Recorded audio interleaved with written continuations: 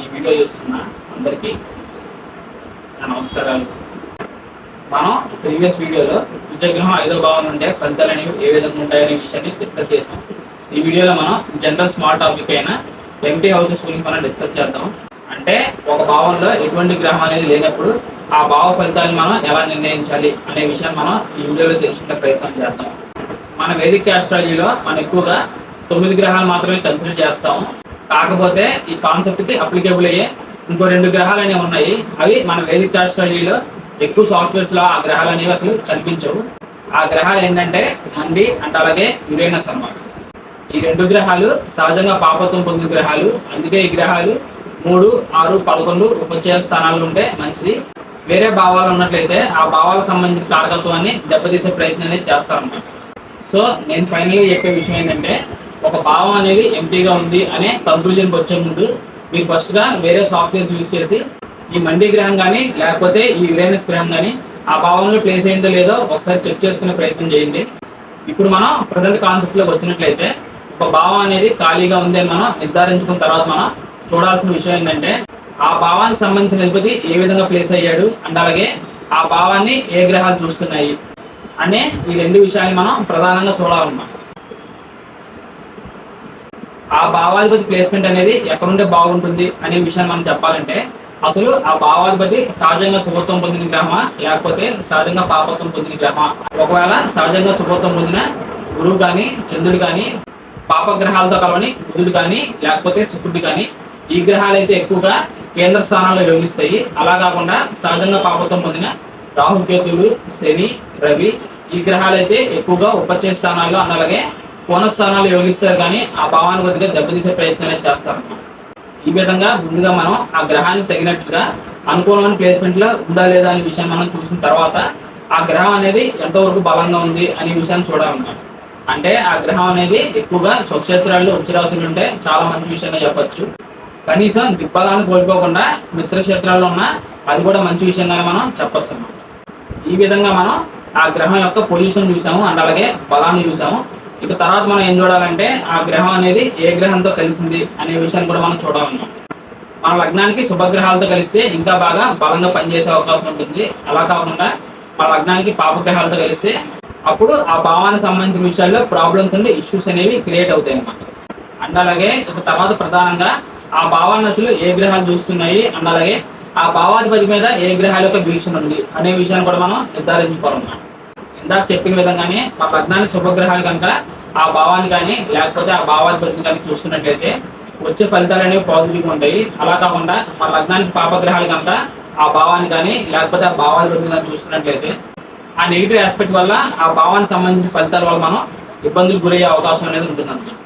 And అలాగే planet aspects అనేవి ఏ విధంగా ఉంటాయో అందరికీ తెలిసిన విషయమే. ప్రతి గ్రహానికి వారి ప్లేస్ అయిన భావం నుంచి సప్తమ భావాన్ని చూడగలరు.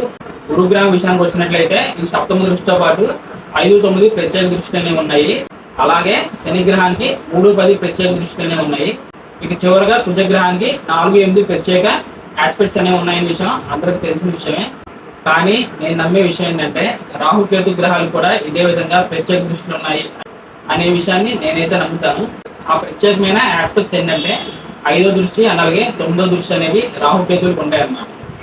ఈ ఆస్పెక్ట్స్ అనేవి ఈ రాహుకేతు గ్రహాలకు ఎలా వచ్చాయో నేను ఆల్రెడీ రాహు ప్రత్యేక దృష్టి అండ్ అలాగే కేతు యొక్క ప్రత్యేక దృష్టి అని సపరేట్గా ఆ దృష్టి వల్ల ఎటువంటి ఫలితాలు వస్తాయి అనే విషయాన్ని నేను ఆల్రెడీ వీడియోస్ చేయడం జరిగింది. ఎవరైనా ఆ వీడియోస్ని చూడాలంటే నా ఛానల్ ప్లేలిస్ట్లో ప్లానెట్ ఆస్పెక్ట్స్ అని ఉంటుంది. అందులో కనుక వెళ్ళినట్లయితే మీ ప్రతి గ్రహం యొక్క దృష్టి వల్ల ఎటువంటి ఫలితాలు వస్తాయి అనే విషయాన్ని మీరు పూర్తిగా తెలుసుకోగలరు అన్నమాట. ఫర్ ఎగ్జాంపుల్గా మీ లగ్నంలో ఎటువంటి గ్రహం కనుక లేకుండా ఉన్నట్లయితే పంచమ స్థానంలో రాహు గ్రహం ప్లేస్ అయినట్లయితే ఆయన యొక్క పంచమ దృష్టి అనేది లగ్నం మీద ఉంటుంది. సో దాన్ని బట్టి మనం అర్థం చేసుకోవాలంటే మన లగ్నం మీద రాహు గ్రహం యొక్క ప్రభావం ఉందని మనం అర్థం చేసుకోవాలన్నమాట. సో ఏదైనా భావం అనేది ఖాళీగా ఉన్నట్లయితే ఆ భావాన్ని ఏ విధంగా అనాలిసిస్ చేయాలి అనే విషయం అనేది మీకు అర్థమైందని అనుకున్నాను. చివరిగా మనం గురుపాలత లగ్నం ఒక ఎగ్జాంపుల్గా అండ్ అలాగే శనిపాలత లగ్నం ఒక ఎగ్జాంపుల్గా తీసుకుని ఈ టాపిక్ని ఎండ్ చేద్దాం. ముందుగా నేను ఇక్కడ గురుపాలత లగ్నమైన వృశ్చిక లగ్నాన్ని ఎగ్జాంపుల్గా తీసుకున్నాను. అండ్ అలాగే మన అందరికీ ఈజీగా అర్థం అవడానికి ఈ 7th హౌస్ అనేది ఎంటీగా ఉంది. సో ఇప్పుడు 7వ భావాన్ని మనం ఏ విధంగా అనాలిసిస్ చేయాలి అనే విషయాన్ని మనం డిస్కస్ చేద్దాము. అసలు ఒక భావంలో పాపగ్రహాలు ఉండడం కన్నా ఆ భావం అనేది ఈ విధంగా ఎంటీగా ఉండడమే చాలా మంచి విషయం అన్నమాట. ఇక్కడ లగ్నం అనేది వృశ్చిక లగ్నం అయింది కాబట్టి సో ఈ లగ్నానికి ప్రధాన పాపగ్రహాలు ఎవరంటే శని రాహులు. సో నేను చెప్పే విషయం ఏంటంటే ఫర్ ఎగ్జాంపుల్ ఇక్కడ ఈ 7th house లో శని రాహులు ఉండడం కన్నా ఈ 7th house అనేది ఖాళీగా ఉంటేనే ఈ 7వ భావానికి సంబంధించిన అన్ని విషయాల్లోనూ రిజల్ట్స్ అనేవి పాజిటివ్గా వస్తాయి అనమాట. ఈ విషయం చూసిన తర్వాత మనం ఇందాక డిస్కస్ చేసినట్టుగానే ఈ 1-2 రూల్స్ అనేవి చూడాలన్నమాట. అంటే ఈ సప్తమాధిపతి ఏ విధంగా ప్లేస్ అయ్యాడు, ఆయన బలంగా ఉన్నాడా, శుభగ్రహాలతో కలిసాడా, లేకపోతే ఆ లగ్నానికి శుభగ్రహాలు ఆయన్ని చూస్తున్నాయా అనే విషయాన్ని మనం గమనించుకోవాలి. ఇక సప్తమాధిపతి ఎవరయ్యారంటే శుక్రుడు అయ్యాడు. సో ఆ సప్తమాధిపతి అయిన శుక్రుడు ఉచ్చ రాశిలో ఉన్నా పర్లేదు, స్వక్షేత్రంలో ఉన్నా పర్లేదు, అండ్ అలాగే ఇందాక చెప్పిన విధంగానే దిగ్బలాన్ని కోల్పోకుండా మిత్రస్థానంలో ఉన్నా కూడా పర్వాలేదు అన్నమాట. ఈ 7వ భావం అనేది మన మ్యారేజ్ లైఫ్ గురించి, బిజినెస్ గురించి, ఏదైనా లీగల్ అగ్రిమెంట్స్ గురించి అండ్ అలాగే పబ్లిక్ రిలేషన్స్ గురించి ఇండికేట్ చేస్తుంది. ఇటువంటి అంశాల్లో మనకి ఫలితాలు అనేవి పాజిటివ్గా రావాలంటే ఈ వృశ్చిక లగ్నానికి శుభగ్రహాలైన గురు, కుజ, రవి గ్రహాలతో ఈ 7వ అయిన శుక్రగ్రహానికి ఏ విధంగా అయినా సంబంధంగా వచ్చినట్లయితే అప్పుడు ఆ 7వ భావానికి సంబంధించిన విషయాల్లో మనకి రిజల్ట్స్ అనేవి పాజిటివ్గా వస్తాయి అన్నమాట. చివరిగా మనం శనిపాద లగ్నాన్ని ఎగ్జాంపుల్గా తీసుకున్నాము. నేను ఇక్కడ కన్యా లగ్నాన్ని ఎగ్జాంపుల్గా తీసుకున్నాను. సో ఈ కన్యా లగ్నానికి 7వ భావం అనేది మీనరాశి అవుతుంది కాబట్టి సో సప్తమాధిపతి గురువు అవుతాడు. ఈ లగ్నానికి ఉన్న ఇంకో ప్రత్యేకత ఏంటంటే ఇది దుస్వభావ లగ్నం కాబట్టి సో 7వ భావం ఏమవుతుందంటే బాధక స్థానం అవుతుంది అనమాట. అలాగే గురుగ్రహం బాధకాధిపతి అవుతాడు అనమాట. గురుగ్రహం యొక్క ప్లేస్మెంట్ అనేది 6, 8, 12 స్థానాల్లో కనుక ఉన్నట్లయితే ఆ గురుగ్రహం యొక్క దశలు కానీ అంతర్దశలు కానీ వచ్చినప్పుడు ఈ పర్సన్స్ అనేవాళ్ళు చాలా ప్రాబ్లమ్స్ ని, డిఫికల్టీస్ ని ఫేస్ చేస్తారు. అందులోనూ ప్రధానంగా గురుగ్రహం ఇక్కడ బాధకాధిపతి అయ్యాడు కాబట్టి మనల్ని బాధ పెట్టడమే ఆయన యొక్క పని అనమాట. నేను ఫైనల్గా చెప్పే విషయం ఏంటంటే ఈ కన్యా లగ్నం వారికి ఈ 7వ భావం అనేది బాధక స్థానం అయింది కాబట్టి ఇందులో ఎటువంటి గ్రహం అనేది ఉండకపోవడం చాలా మంచి విషయం. ఇందాక చెప్పిన విధంగానే రూల్ నెంబర్ 1 ప్రకారం గురుగ్రహం మంచి పొజిషన్లో ప్లేస్ అయ్యి ఈ కన్యా లగ్నానికి శుభగ్రహాలైన శని, శుక్ర, బుధ గ్రహాలతో ఏదైనా సంబంధం మనకు వచ్చినట్లయితే అప్పుడు గురుగ్రహం పాజిటివ్గా పనిచేసే అవకాశం ఉంటుంది. అండ్ అలాగే ఈ గురుగ్రహాన్ని ఇంకా నెగిటివ్ ప్లానెట్స్ అయినా కుజ, రవి, కేతువుల యొక్క కనెక్షన్ అనేది లేకపోవడం చాలా మంచి విషయం అన్నమాట. సో ఏదేమైనా ఇక్కడ 7వ అయిన గురుగ్రహం ఇక్కడ బాధకాధిపతి అయ్యాడు కాబట్టి గురుగ్రహం కనుక బలంగా కనుక ప్లేస్ అయినట్లయితే మనం ఖచ్చితంగా బాధ పెట్టిన తర్వాత మాత్రమే రిజల్ట్ అనేది ఇవ్వడం జరుగుతుంది అన్నమాట. ఫైనల్గా ఇది ఫ్రెండ్స్ నా వీడియో. ఖాళీగా ఉన్న భావం యొక్క ఫలితాలు మనం ఏ విధంగా అనాలిసిస్ చేయాలి అనే విషయం గురించి ఈ వీడియో అనేది మీకు బాగా అర్థమైందని అనుకుంటున్నాను. అండ్ అలాగే ఈ టాపిక్ అనేది మీకు బాగా యూజ్ అవుతుందని నేను భావిస్తున్నాను. So thank you friends, thank you for watching my video. Thank you so much for your time.